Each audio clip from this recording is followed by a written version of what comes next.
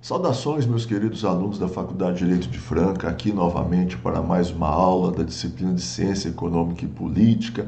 Nela estudaremos a unidade 17, que trata de processo legislativo. Pois bem, processo legislativo. Primeiramente, é bom a gente lembrar que o poder legislativo no Brasil adota o sistema bicameral, composto de Senado Federal e Câmara dos Deputados, certo? A Câmara dos Deputados compõe-se dos representantes da população, certo? Enquanto o Senado é formado por representantes dos estados e do Distrito Federal. Então, por que tem sistema bicameral? Toda lei ela tem que ser aprovada nas duas casas. Nas duas casas. Nas assembleias legislativas e nas câmaras municipais, como é uma única Câmara, toda lei ela precisa de passar por duas sessões. No caso do governo federal, como é bicameral, passa por uma casa, passa para outra. Ou seja, toda lei ela precisa de ser votada numa primeira e numa segunda vez para reafirmação. Bom, o que estabelece a Lei Complementar 78 de 93? O número de deputados não pode ultrapassar 513, existe uma proporcionalidade que não é tão precisa assim em relação à representação de cada estado, a depender do número da população, não podendo, em hipótese alguma, ser menor do que 8 e tem um número máximo também. O Senado é os representantes dos estados. Cada estado tem 3 representantes. Então, ao todo, o Senado tem 81 membros. A renovação do Senado é de 8 em 8 anos, enquanto que a renovação da Câmara Federal é de 4 em 4 anos. Certo? Bom, então vamos lá. Processo legislativo. O que é o processo legislativo? É o conjunto de ações realizadas pelos órgãos do poder legislativo com o objetivo de proceder à elaboração das leis, sejam elas constitucionais, complementares, ordinárias, bem como resoluções, decretos legislativos, entre outros. Então, o processo legislativo é como são feitas as leis de uma sociedade.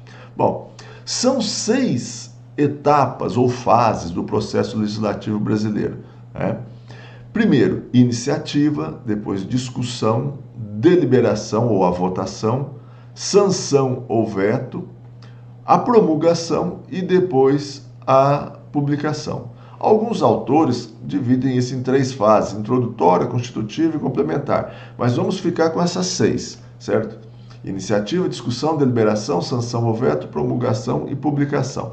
Então vamos lá. Iniciativa. Quem pode ter iniciativa das leis? Certo? Cabe à Câmara dos Deputados, todos os deputados, aos senadores, às comissões do Congresso Nacional e de suas casas. Lembrando, o que é o Congresso Nacional? É quando se juntam Câmara e Senado. Aí nós chamamos de Congresso Nacional. O presidente da República, normalmente o presidente da República pode ter iniciativa de todo tipo de projeto de lei, enquanto que os outros membros aqui nem sempre pode ter iniciativa de todo o projeto de lei. Supremo Tribunal Federal, os tribunais superiores, o Procurador-Geral da República e os cidadãos, os projetos de iniciativa popular. Então, algumas matérias são de propositura exclusiva do presidente da República, outros do Judiciário, outros do Ministério Público, etc. Geralmente refere-se a questões administrativas, até mesmo porque um poder não pode criar regras para o outro poder, certo? No caso de iniciativa dos cidadãos, existe todo aquilo que nós já falamos em aulas anteriores, tem que se reunir um número de assinaturas e enviar esse projeto de lei. Existe também, nós vamos comentar um pouco mais, a possibilidade do presidente da República adotar as chamadas medidas provisórias, que já tem força de lei, mas que ela precisa de ser ratificada no Congresso. Nós vamos daqui a pouco comentar um pouco mais a respeito disso. Certo? A Constituição Federal estabelece quem tem iniciativa de projeto de lei, os projetos de iniciativa do presidente da República, que geralmente são quase todos as formas, os projetos de lei e tudo mais.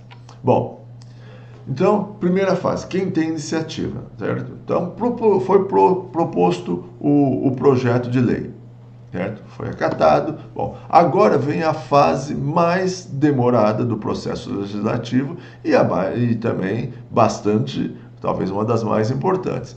É o processo de discussão. A discussão passa por 3 etapas, né? Primeiramente, foi acolhido o projeto de lei, né? Então deu entrada, foi a iniciativa. Primeiro ele passa pela Comissão de Constituição e Justiça para verificar a constitucionalidade da proposição, ver se é legal. Certo? Todo projeto de lei passa pela Comissão de Constituição e Justiça. É tido como uma das mais importantes, porque ali ela fala, pode prosseguir, não pode prosseguir, analisa a constitucionalidade da lei, né? A redação e tudo mais. Bom, depois, né, o projeto vai para a segunda ou mais comissões temáticas, cujo papel é verificar a conveniência e a oportunidade da lei. Então, o que acontece nessa segunda fase? Vamos imaginar que seja um projeto ligado à educação e um projeto ligado à educação dentro da universidade. Vamos imaginar que é um projeto dessa forma. Então ele passa pela Comissão de Constituição e Justiça, depois ele vai para uma comissão temática da educação e vai para uma comissão temática, né, da saúde, certo? Dependendo do projeto, vai para uma comissão temática, 2 comissões temáticas, 3 comissões temáticas, todas comissões que são afetas à natureza daquele projeto de lei. E ali, nessas comissões, é que se dá toda a discussão, lapida melhor o texto, discute-se e aprova-se ou não antes de ir para a votação. Então, o processo mesmo demorado e exaustivo e que é importante é o processo da discussão. Certo? Se ele é conveniente, se ele não é, ouve todo mundo que for necessário, faz-se emendas ali também, surgem grande parte das emendas, certo? Então ali é o grande processo de discussão. Muitas vezes, até maldosamente, a imprensa fala, poxa vida, não teve nenhuma sessão no plenário essa semana, né? Porém, a grande parte dos deputados, cada um faz parte de uma, às vezes até mais, comissões temáticas. Então, dentro das comissões temáticas estão havendo discussões. Bom, e depois que passa por essa Comissão de Constituição e Justiça, passa por comissões temáticas, aí que o projeto vai a plenário. Certo? No plenário, com 513 deputados, não tem condições de fazer uma grande discussão. Ali, o relator do projeto faz a defesa, a oposição faz a defesa, faz a sua argumentação, a situação faz a argumentação, os partidos políticos apresentam a sua indicação de voto, mas ali não é espaço mais para uma discussão e tudo mais. Ali já é para, certo? Quase que anterior à própria votação, certo? Então ali é uma discussão mais rápida, entendeu? A grande discussão fica por conta das comissões temáticas. Depois nós vamos falar um pouco mais das comissões. Bom, e depois aí ele vem para a terceira fase, que é a deliberação. O que é a deliberação? A votação. Certo? Aí ela vai para a votação. Bom, primeiro, nenhum projeto no plenário é exigido presença mínima da maioria absoluta dos membros da casa. Então, metade mais um, se nós tivermos metade mais um dos membros da casa, de 513, nós tivermos mais da metade desses 513, aí nós podemos começar a discussão, certo? A deliberação, certo? Então, cada projeto tem um quórum específico para ser aprovado, mas para começar a votar tem que ter metade do plenário ali presente, certo? Aí ela vai para deliberação, certo? Alguns projetos são deliberados por maioria simples, outro por maioria absoluta, outro por maioria qualificada. Mais adiante nós vamos ver isso daí. Certo? Deliberação. Bom, aí foi para votação. Caso o projeto seja rejeitado, o projeto é arquivado, morre, certo? Ele só pode ser enviado novamente no ano seguinte, certo? Vamos imaginar que ele seja aprovado. Aprovou ali na Câmara, por exemplo. Aí ele é enviado à Casa Revisora. Qual que seria a Casa Revisora? O Senado. E que lá no Senado vai passar pelo mesmo processo. Vai passar pela Comissão de Constituição e Justiça do Senado, vai passar por comissões temáticas do Senado, vai ser discutido, vai ser lapidado, e depois ele vai para o plenário do Senado. Caso seja aprovado no plenário do Senado, aí ele já foi aprovado na Câmara, foi aprovado no Senado, aí ele é enviado ao presidente para sanção ou veto. Caso ele seja rejeitado numa das duas casas, ele é arquivado. Caso na Casa Revisora, vamos imaginar que o projeto nasceu na Câmara, no Senado ele tenha alguma modificação, a parte que foi modificada, só a parte que foi modificada, ela volta para outra casa para ser ratificada. O projeto ele precisa de duas aprovações, certo? Então, caso ele seja emendado, a Casa Revisora vai ter que apreciar somente aquela parte emendada. Bom, aí depois, a quarta fase, vai para sanção ou veto. Então, vai para sanção ou veto do Executivo, certo? No caso, lei federal, presidente, lei estadual, o governador, lei municipal, o prefeito. A sanção pode ser expressa ou tácita. Expressa quando o próprio presidente sanciona a lei. Certo? Então ele chegou a projeto de lei, é bom, gostei, sanciona, certo? Ou então, é tácita. Quando ele não se pronuncia em 15 dias, em 15 dias eu não pronunciei, ele é automaticamente sancionado. O presidente ou o chefe do executivo, ele pode vetar também. Não gostei da lei, ele veta ela, não quer a lei. Ele pode vetar ela totalmente, parcialmente, só alguns pontos da redação, certo? Ele pode vetar. Caso a emenda seja vetada, ela volta para o Congresso.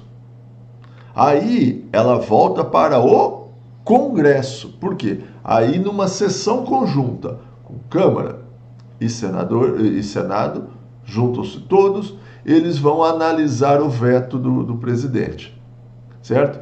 Caso eles não concordem com o veto do presidente e a maioria absoluta dos membros das duas casas juntas rejeite, derrube o veto, o projeto será promulgado pelo presidente, certo? Ele vai ser, o veto foi derrubado. Agora, se não derrubar o veto, certo? A lei vai sem aquela parte que foi vetada pelo presidente, vai para a promulgação e depois a publicação, certo? As leis do nosso sistema, certo? São escritas, certo? Direito positivo, e publicadas em órgãos oficiais para conhecimento geral de seus destinatários. Então, depois de sancionado, certo? A lei vai ser promulgada e vai ser publicada. A partir do momento da publicação é que ela passa a valer. Embora tenha algumas leis que está especificado. Essa lei entra em vigor 60 dias após a publicação. Está lá. Ou então, essa lei entra em vigor após a data de sua publicação. Já está valendo. Certo?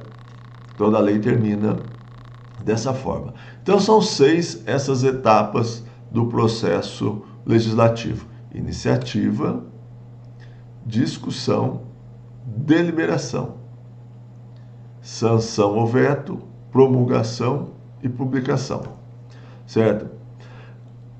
No sistema bicameral, tanto o Senado como a Câmara dos Deputados detêm a mesma competência na elaboração das leis. Uma casa funciona como revisora da outra. Todas as duas, o projeto pode nascer tanto na Câmara como nascer no Senado. Se nasce no Senado, depois ele vai para a Câmara. Se nasce na Câmara, depois ele vai para o Senado. Não tem qualquer ordem pré-estabelecida de ter que começar num ou no outro. Certo? Bom, já falei para vocês, caso ele receba emenda, ele tem que voltar à casa de origem para depois ser receber as emendas acatadas ou rejeitadas, certo? Bom,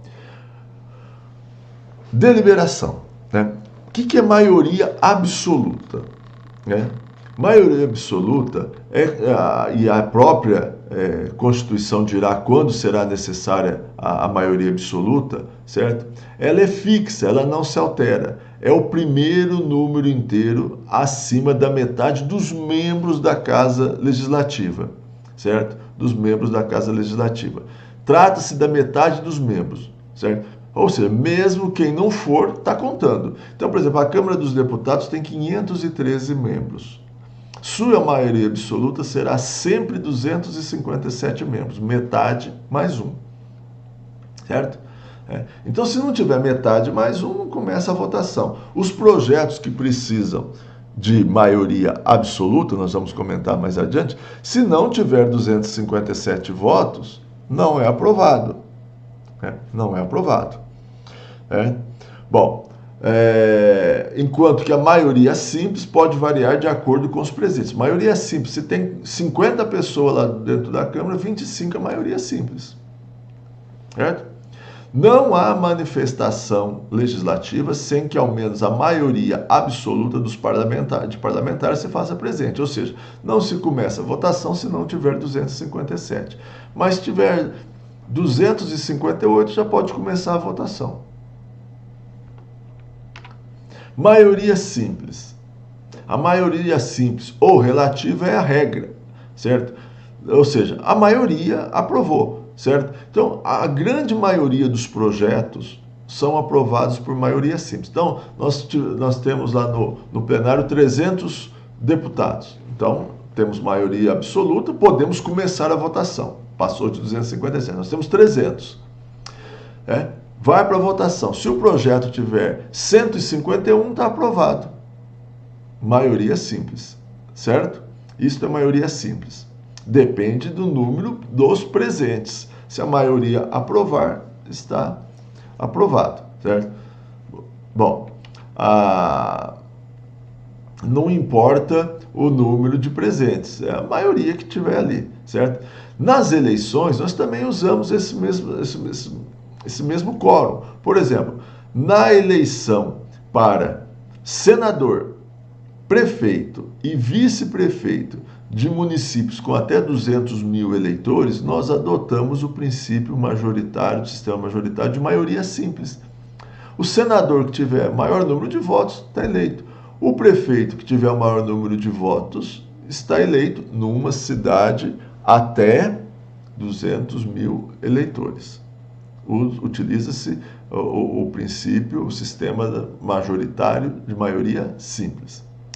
No caso da eleição para presidente, governador e prefeitos de cidades com mais de 200 mil eleitores, utiliza-se o sistema majoritário de maioria absoluta. Então, veja bem, como que se estabelece isso? Faz a votação para presidente. Um teve 40, outro teve 30, outro teve 20, e daí sucessivamente. O que acontece? Vai para o segundo turno. O que é o segundo turno? É para que o candidato obtenha 50% mais um. Quando terão só 2 candidatos, alguém vai ter 50% mais um, certo? Então é o princípio da maioria absoluta, ok? Bom, agora vamos lá. Maioria qualificada, certo? É apenas utilizada para normas especiais. Ocorre quando é necessária a aprovação por mais votos do que da maioria simples, certo? Normalmente se estabelecem 2/3 ou 3/5 dos votos a partir do número total de componentes da casa e para a aprovação do que for proposto. E a lei fala qual o quórum que ela quer. Se são para projetos, por exemplo, emenda constitucional, certo? Para aprovar uma emenda constitucional, vamos mudar a Constituição. Mudar a Constituição não pode ser por maioria simples, senão a gente vai mudar ela a todo momento. Então é necessário 3/5 dos senadores e 3/5 dos deputados em 2 turnos de votação. 2 turnos na Câmara, 2 turnos no Senado e aprovar por maioria de 3/5 dos senadores, certo? E dos deputados. Então, por quê? Porque nós estamos mudando a Constituição, a lei máxima, então nós queremos um quórum maior. Só quando tem uma grande unanimidade que nós vamos mudar a Constituição, certo? Existem as matérias sujeitas à apreciação conjunta, Está lá também, plano plurianual, lei de diretriz orçamentária, lei orçamentária anual, alterações das medidas provisórias, estas precisam de apreciação conjunta. Então, os senadores, que são em menor número, vêm até a Câmara, certo? E aí, as 2 casas juntos apreciam essas matérias e tem que aprovar por maioria, certo? Bom, além disso, submete-se à deliberação nas 2 casas em sessão conjunta os vetos presidenciais, como já tinha falado, certo? E os projetos de lei, a prestação de conta do presidente da República, certo? Então também tem a sua apreciação pelo chamado Congresso Nacional, certo? Quando exige apreciação do Congresso Nacional, a matéria exigirá a formação de comissões mistas. Então, aquela comissão de Constituição e Justiça vai ser uma comissão mista, vai ter senadores e deputados, certo? As comissões temáticas serão comissões mistas, terão deputados e senadores. Elaboração de emendas e leis. Emenda à Constituição. Quem tem poder de propor emenda constitucional, certo? Presidente da República, certo? 1/3 no mínimo de senadores e deputados. Então não é só você fazer o projeto e protocolar, você precisa de reunir 1/3 de assinaturas de deputados e senadores para dar entrada, certo? E tem essa outra regra, mais da metade das assembleias legislativas dos estados membros, certo? Manifestando-se cada uma delas pela maioria simples de seus membros.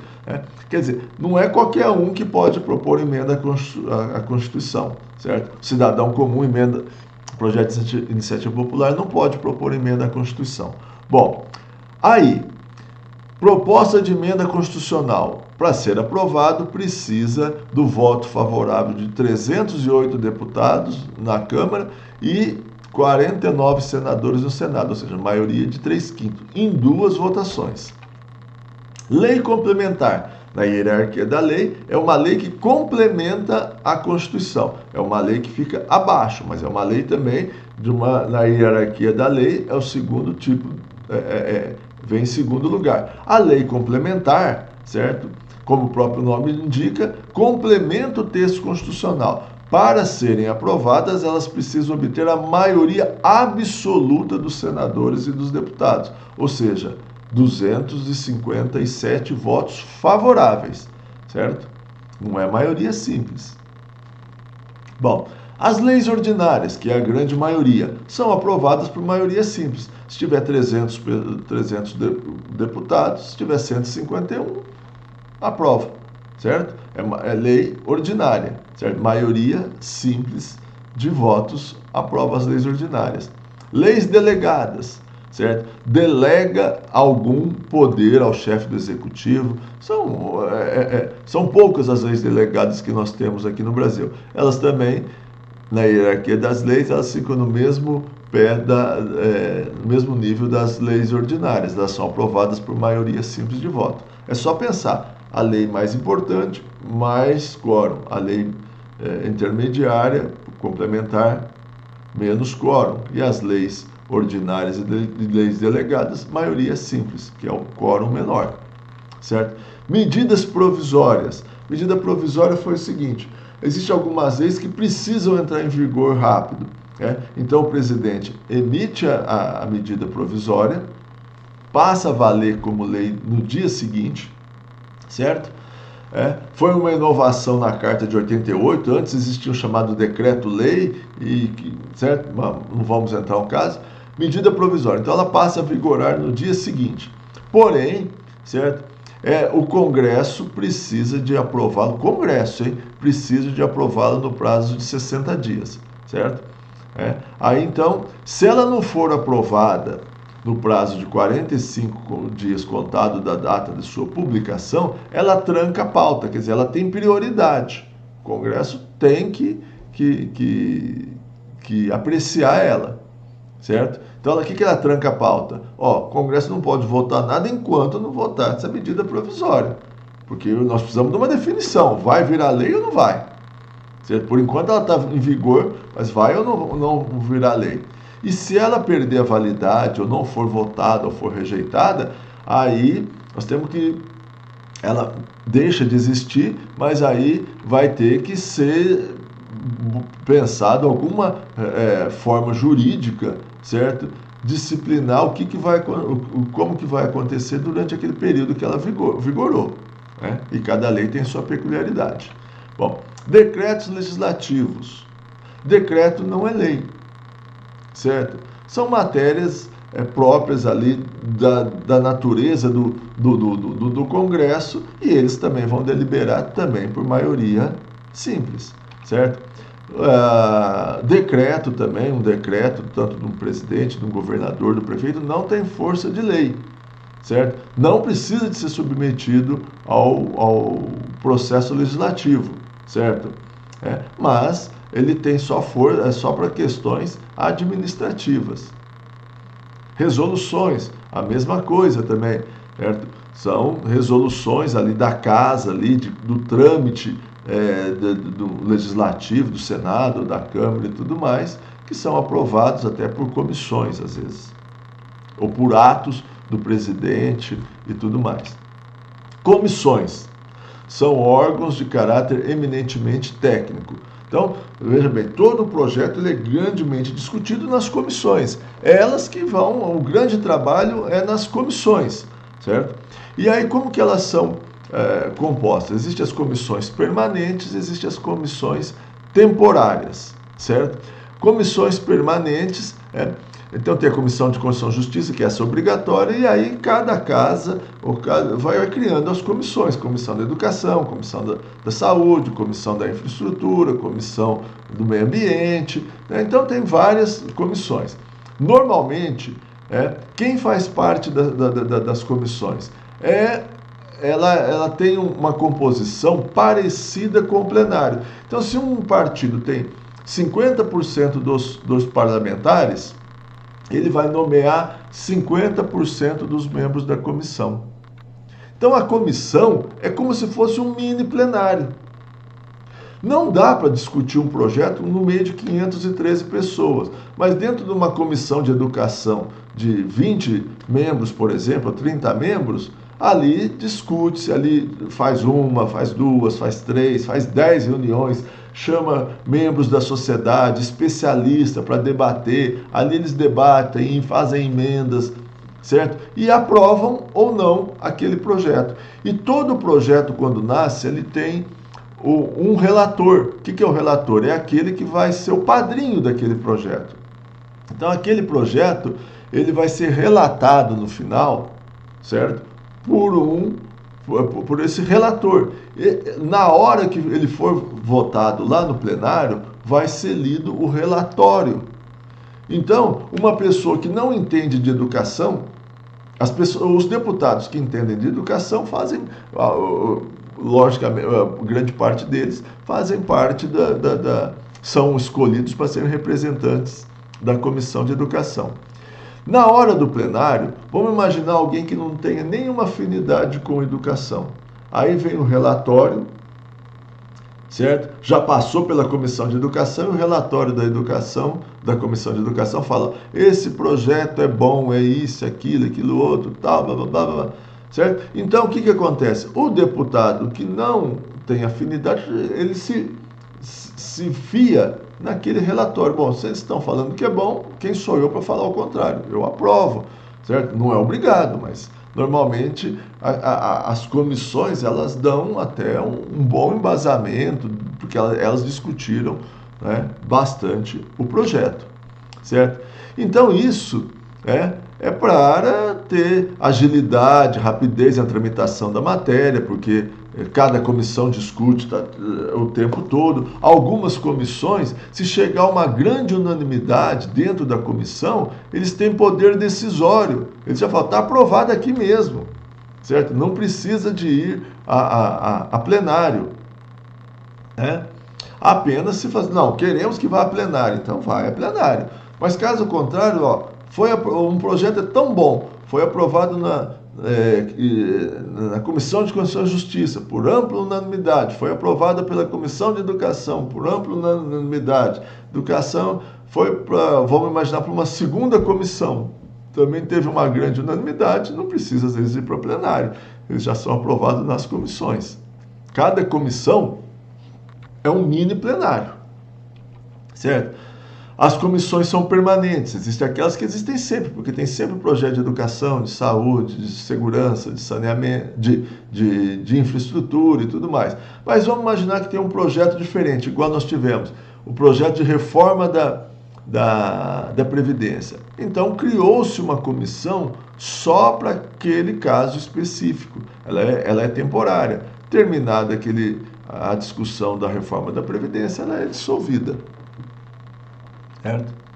Ó, todos os projetos passam pela Comissão de Constituição e Justiça, certo? Cada projeto tem um relator que dá o seu parecer, sugerindo mudanças, aprovando ou rejeitando a matéria, e mesmo que o parecer e que seja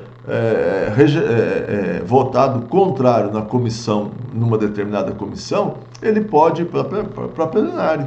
E o plenário é soberano na hora de discutir. Ó, vamos imaginar que na comissão foi rejeitado, mas o plenário quiser aprovar, ele pode aprovar. Mas normalmente não é isso que acontece. Composição. São definidos no início de cada legislatura, e tem 4 anos. Eu sou deputado, eu sou muito bom em meio ambiente. Então, às vezes, o meu partido me indica para a comissão de meio ambiente, certo? E pode o partido mudar, certo? Então, normalmente, eu faço parte de um partido, e se meu partido tiver grande representação, ele vai ter grande representação em todas as comissões, certo? Olha as comissões permanentes existentes do Brasil. Assuntos econômicos, assuntos sociais, 21 membros. Comissão de Constituição e Justiça, 23 membros, como eu falei. Educação, 27. Ciência, Tecnologia, 17. Meio Ambiente, 17. Cada uma tem uma quantidade de membros, certo? Então, ali que é feita a grande discussão de todo o projeto, né? As comissões temporárias, certo?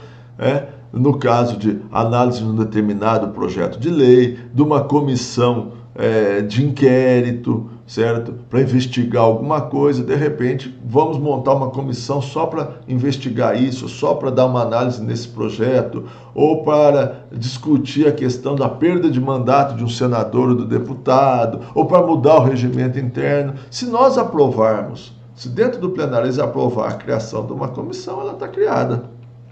Comissões mistas. Como eu falei, aqueles projetos que são votados pelo Congresso, eles precisam de uma comissão mista. Por quê? Porque nessa comissão mista vai ter membros do Senado e membros da Câmara, certo? Se for aqueles assuntos que são sempre, todo ano tem, como orçamento e tudo mais, então tem as comissões permanentes, orçamentárias e tudo mais. Se for uma questão excepcional, certo? Aí nós vamos montar comissões temporárias, que logo mais elas se extinguem. Para exame de uma medida provisória, por exemplo, uma medida provisória tal. Então, monte-se uma comissão mista para discutir aquela medida provisória. Comissão de participação legislativa, certo? Quando nós fazemos um projeto de lei de iniciativa popular, existe uma comissão que vai analisar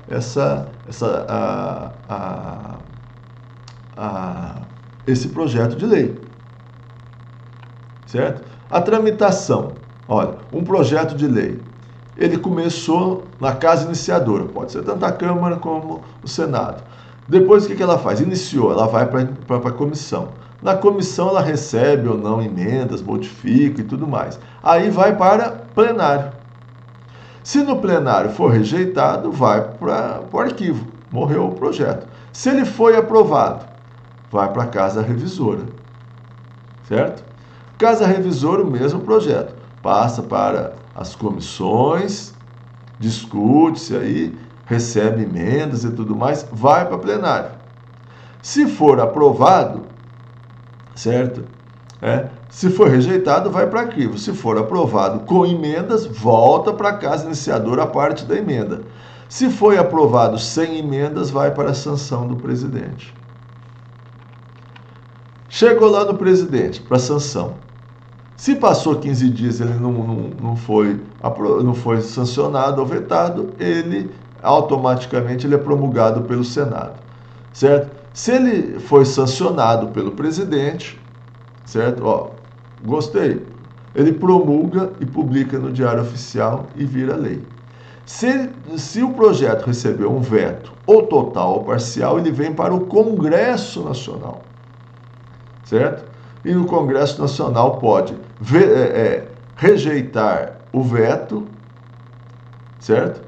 Aí o projeto vai para promulgação. Ou manter o veto. Então a parte vetada foi mantida, aí a parte vetada vai para o arquivo. E o restante, ou o projeto inteiro, vai para... o resto do projeto vai para promulgação e publicação. Assim é o processo legislativo brasileiro, certo? É bom que a gente entenda ele, que vocês entendam, até mesmo porque em muitas situações, vocês, amanhã depois, como operadores do direito, podem estar diante de um projeto de lei, uma causa que está sendo discutida alguma alteração no Congresso. Então, às vezes é conveniente você esperar, às vezes é conveniente você adiantar enquanto não foi aprovada aquela lei, e é bom você estar sempre acompanhando o que está acontecendo, certo? As modificações que estão acontecendo, até mesmo para antever em determinadas situações, em determinadas causas que amanhã depois você vai advogar. Tá ok? Bom, assim são feitas as leis no processo legislativo no Brasil. Se vocês quiserem saber mais, entrem na internet, no site do próprio Congresso, da Câmara dos Deputados, certo? Lá tem uma série de vídeos explicativos de cada uma dessas fases, certo? Tem um monte de explicação a respeito de tudo isso. Lembrando o seguinte, isso daqui é o que está previsto no regimento interno da Câmara e do Senado, que, vez por outra, é alterado, certo? Algum trâmite, alguma coisa, certo? Alguma composição de comissão ou não. Mas, em geral, é assim que é o processo legislativo no Brasil, certo? Bom, por hoje é só. Muito obrigado pela atenção e até a nossa próxima aula.